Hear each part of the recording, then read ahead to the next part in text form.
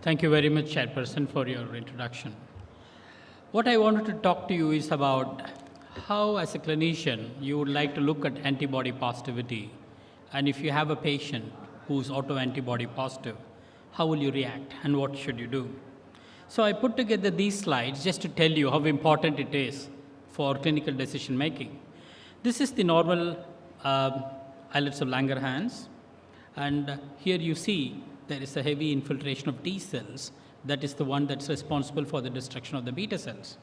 So if we understand the mechanisms of this, and if you know how the antibodies are formed and how you interpret it, you will realize that it's not so simple for you to take a decision.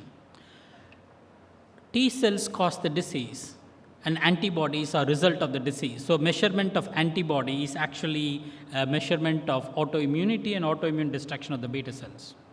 So what I'm going to do today is to talk about various aspects that will help you identify autoantibody positivity and what you should do and how you should interpret. So my talk is going to be divided on these topics today. So when you look at the autoantibody assays and thresholds, it's very important for you to know how the antibodies are measured so that the various techniques people use might have differences in the way you interpret the autoantibody positivity. So when you look at the antibodies, the Immunology of Diabetes Society has created what is called Diabetes Autoantibody Standardization Workshop that evaluates all the assays that are available in the world by giving them a blinded sample and ask them to do the assay and give back the results. That way they are able to identify the sensitivity and specificity of each assay that is available across the world. So any assay that is being done by anybody needs to have the accreditation. So the assay has to be very reproducible and best validated. So GAD and IA2 are the most commonly measured using radioligand binding assay for antibodies to in vitro transcribed and translated antigens. It's also possible to make measurement of GAD antibodies using ELISA, which has historically performed less well. But recent workshops have shown that some ELISA kits for GAD and IA2 are able to achieve sensitivity and specificity equivalent to that of GAD assays developed using radio binding assay. So in interpreting the islet antibody results, it is important to appreciate that antibody level represents a continuous variable, which means a patient will have different levels of antibody response. But if the antibody response is above the cutoff, which is basically calculated by measuring the autoantibody positivity amongst healthy people and making an index of what is present in the healthy people and using that index, which is which is mean plus 3 standard deviation, then you will be able to arrive at what should be the cutoff for positivity. So for each population, you need to measure GAD antibodies in the healthy controls of each of the population rather than take the cutoff for positivity for Europeans and apply it to the positivity that you might want to interpret amongst the Indians. And you can see that this is a company that is based in Hyderabad as well as in the United States that has developed a measurement of GAD antibodies, IA2 antibodies, using something very close to a dipstick method.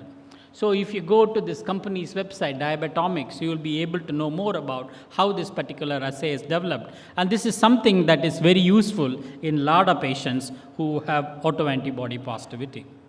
So the assay is very important. The sensitivity and specificity of the assay is very important in order to make a right interpretation of what is positive and what is negative. So what else can you do with autoantibody positivity? It is very useful to classify diabetes because you can easily diagnose type 1 diabetes, but if the same type 1 diabetes occurs in older individual, then it becomes a challenge. How to identify somebody who is autoimmune diabetes and somebody is not? When you look at the IDF data, you can see that the most of the type 1 diabetics happen to be in Europe compared to North America and Canada. So you have different distribution of type 1 diabetes in different populations. But if you look at this map in terms of number of type 1 diabetic patients, you see that the next to United States, India ranks number 2 in the total number of type 1 diabetic patients that are present. So in this 2017 data, you can see 128,500 patients, according to the IDF, are present, and 35% of the children and adolescents have type 1 diabetes. So less than 20 years come from the top 3 countries. So this is something that's increasing every year over a period of time, and the number of new cases that are added is something like 69,000 to 70,000 patients per year. So the number of those who have already developed diabetes keeps on increasing with the new type 1 diabetic patients that are added to the registry. So in type 1 diabetes, you have major autoantigens, which is insulin, GAD, IA2, which is tyrosine phosphatase, and zinc transporter antibodies. These are the major autoantigens, and together antibody positivity to one or more than one of them will account for 96% of patients with type 1 diabetes.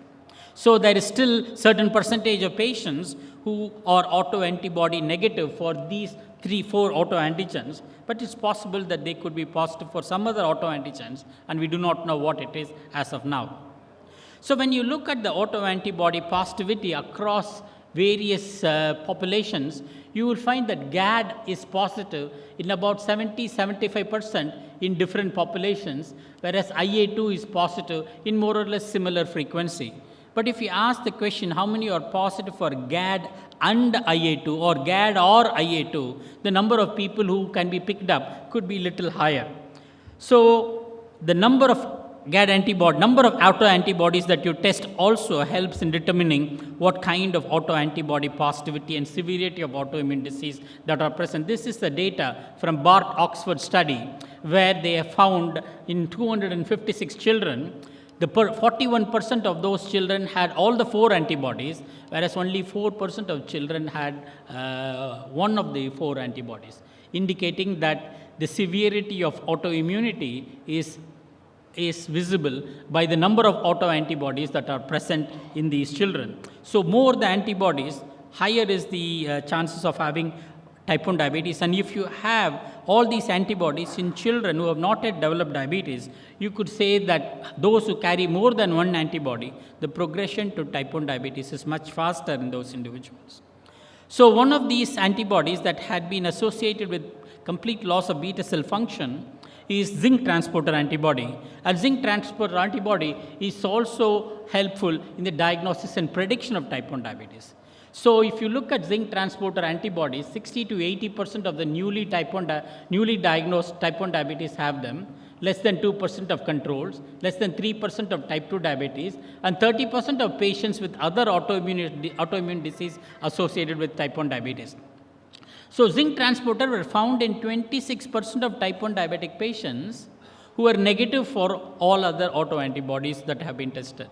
So this is something that is associated with beta cell function, and after somebody has developed type 1 diabetes, if you continue to measure zinc transporter antibodies, when the zinc transporter antibodies become negative, that's the time point when the complete beta cell destruction has happened. So with little beta cells that is present, you can still find the zinc transporter antibodies. So in individuals followed from birth to type 1 diabetes showed zinc transporter antibodies to appear as early as 2 years of age. So this is probably one of the antibodies that appears first, and in zinc transport generally emerge later than GAD in pre-diabetic individuals, although in not that strict order. So the combined measurement of zinc, GAD, IA2 and IAA, which is insulin autoantibody, raised autoimmunity detection rate to 98%. So that is the maximum sensitivity you can get in terms of measuring these antibodies. So can you test autoantibodies in type 2 diabetic patients? Of course you should, and it's also dependent on what age group you are talking about. So LADA, which is currently called as autoimmune diabetes in adults, is one category that has been identified in type 2 diabetic patients followed up over years in the UK-PDA study. When they looked at the UK-PDA study and estimated the GAD antibody positivity, 11% of these type 2 diabetic patients had GAD antibodies, and almost all those GAD antibody positive patients had become insulin dependent over a period of 6 years. So this is clearly indicative of autoimmunity that is being misdiagnosed in these type 2 diabetic patients rather than reclassified as type 1 diabetic patients. So GAD antibody is very important, and 11% of patients diagnosed with type 2 UKPDS were either positive for GAD or IA2, which is more or less the prevalence of autoimmune diabetes in adults across various countries in Europe. And these are population-based studies, so this particular value is something that you can easily rely on.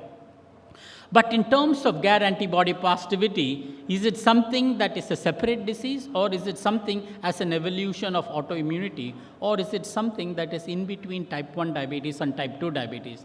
So this is a study that was done in Europe and in Sweden, and that shows that LADA is not a latent disease. It's an autoimmune diabetes in adults with slowly progressive beta cell failure, and might be more adequate concept for us to understand rather than it is something that is occurring like a type 1 diabetes in children, where the onset and the progression to full-blown beta cell destruction is seen in younger individuals. So there is something that is slowing down the beta cell destruction if you were to develop the autoantibody positivity when you are older.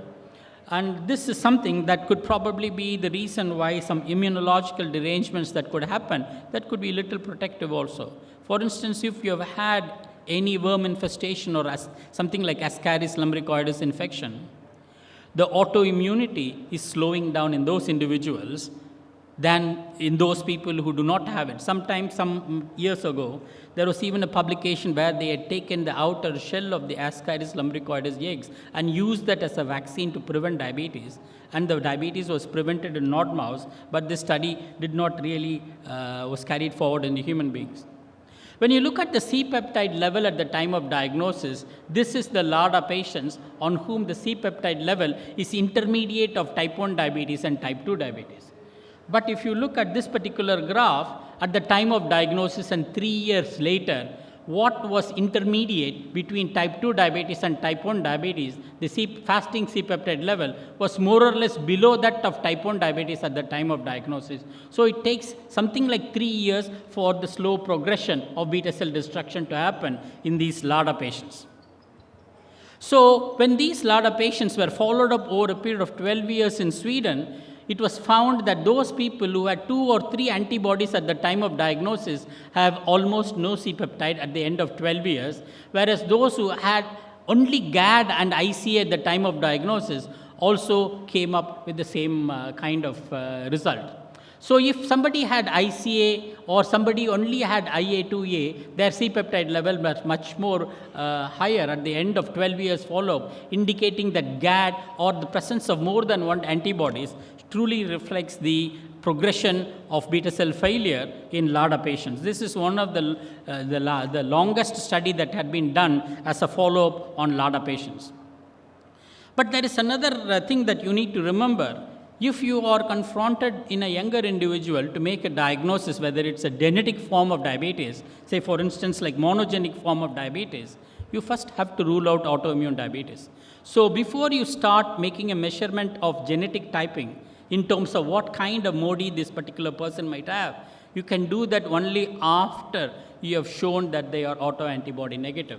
So diagnosis of one of these forms of MODY may allow patients previously thought to have type 1 diabetes to come off insulin. So it's very important for you to measure autoantibodies, show that it is negative before you think about one of the monogenic forms of diabetes.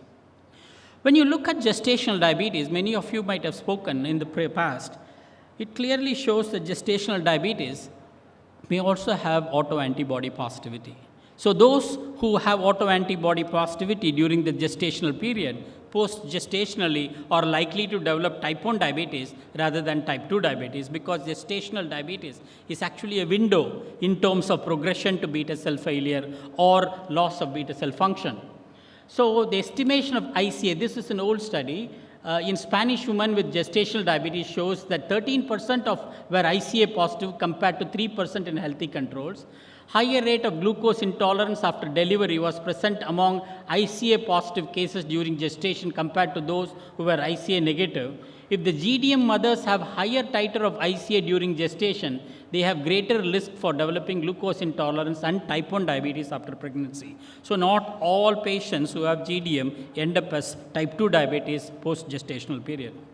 So this is some of the study, some of the data from the Swedish study where we looked at 217 GDM patients, gestational diabetes mothers, and GAD alone was positive in 6%, IA2 alone in 1%. Either GAD or IA2 or ICA was present in 7%, which was statistically higher than in healthy controls, suggesting that in gestational diabetes patients, autoantibody positivity is significantly raised for us to understand that there is autoimmune mechanism that may be working in GDM patients. So should we screen for patients with type 1 diabetes risk? I think it is important that we do, but it's very important for us to know whom to screen. In one of the studies that was done, this is a little older study, but it's still valid. If you look at variety of combinations of autoantibody positivity, in healthy individuals, especially non-diabetic relatives of type 1 diabetic patients, the 5-year risk for development of type 1 diabetes is very high if any of the 3 or 4 islet antibodies is present in an individual, especially in the non-diabetic state. So the progression to diabetes is much higher, especially in this particular group which you can easily access. It's possible to predict the outcome. And if you were to also include HLA DR3, DR4 into this, the risk the prediction for development of type 1 diabetes increases beyond 66%, close to maybe 80%.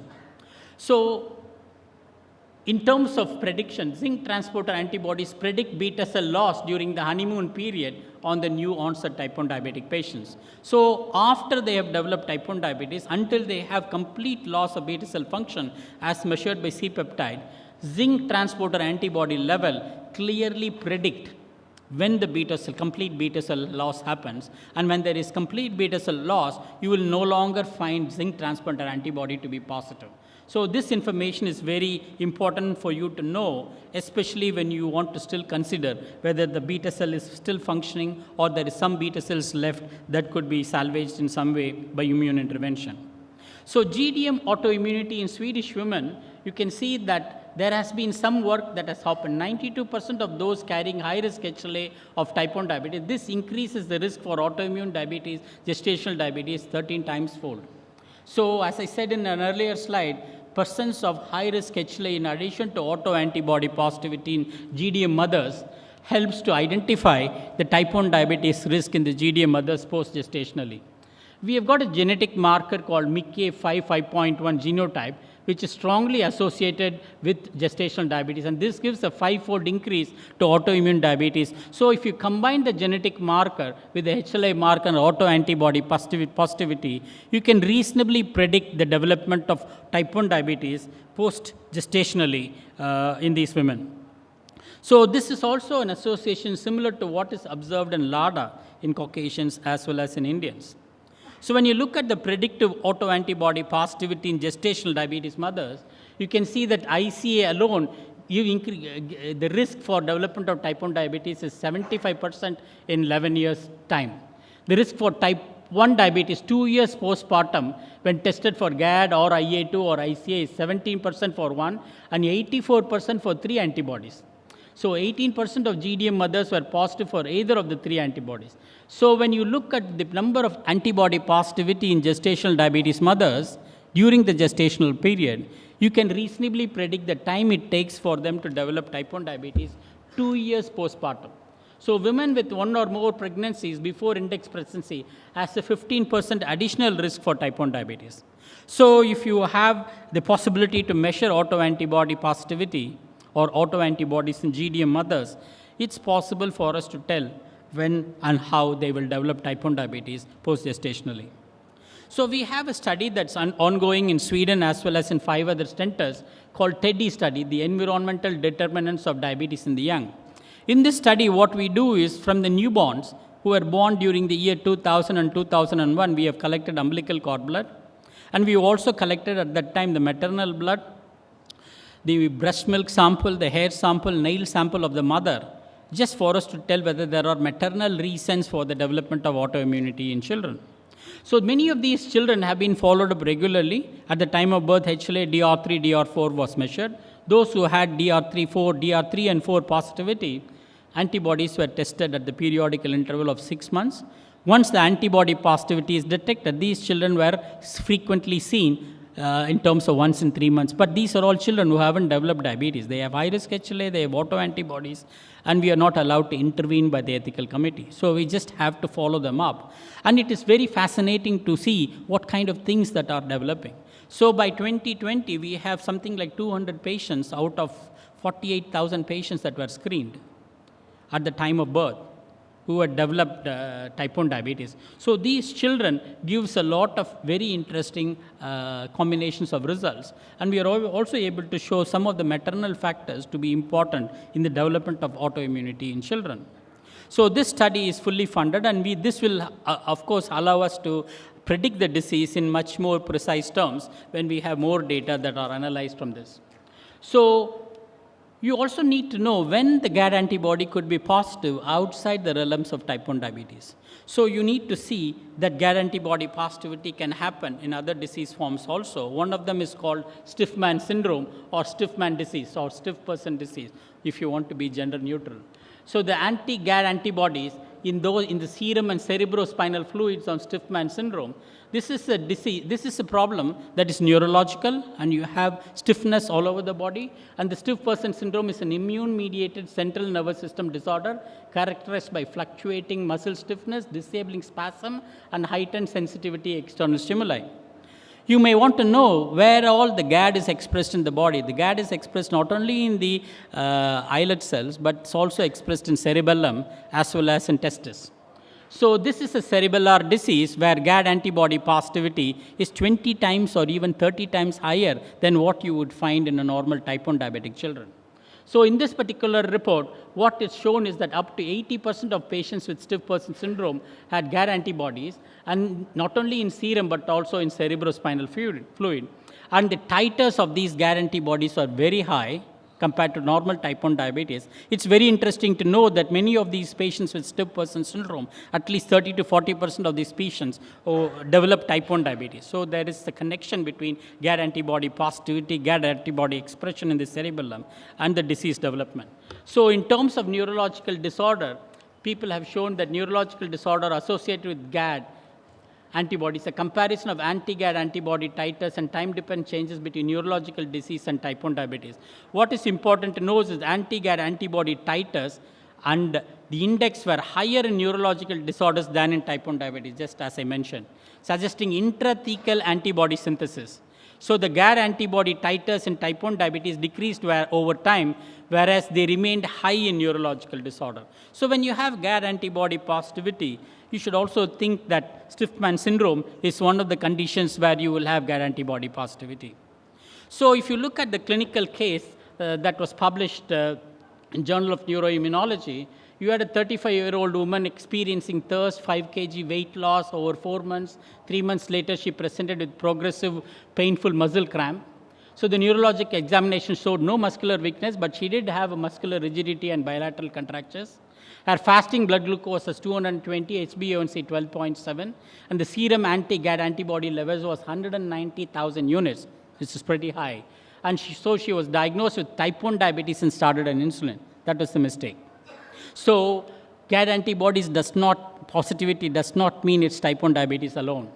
So the CSF examination showed normal cell number and protein level, but anti-GAD antibody level was very high in the cerebrospinal fluid. However, a commercial assay of paraneoplastic antibodies was negative. Computed tomography of the chest revealed nodular density of an right breast. The node was subsequently biopsied and revealed ductal breast carcinoma.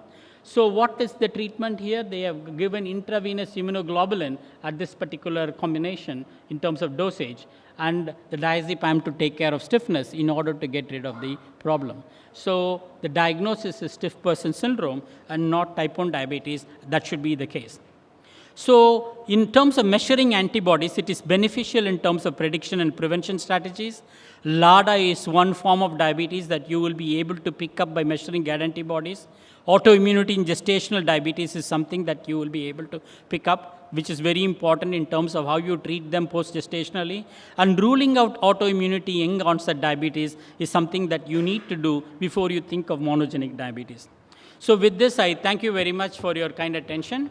And as I said in the morning, so I could be reached on any of these email address. And if you are fond of Facebook, and if you are in Facebook, if you go on to this page, Thoughts on Diabetes, and you click like, you will be able to receive a lot of updates that I put in this particular Facebook page. So it's only diabetes-related literature that comes up, which could probably, you might find it beneficial in your clinical practice. So with this, I thank you very much, and I hope this insight into the GAD antibody positivity and your diagnosis is really going to benefit you in your clinical practice. Thank you very much.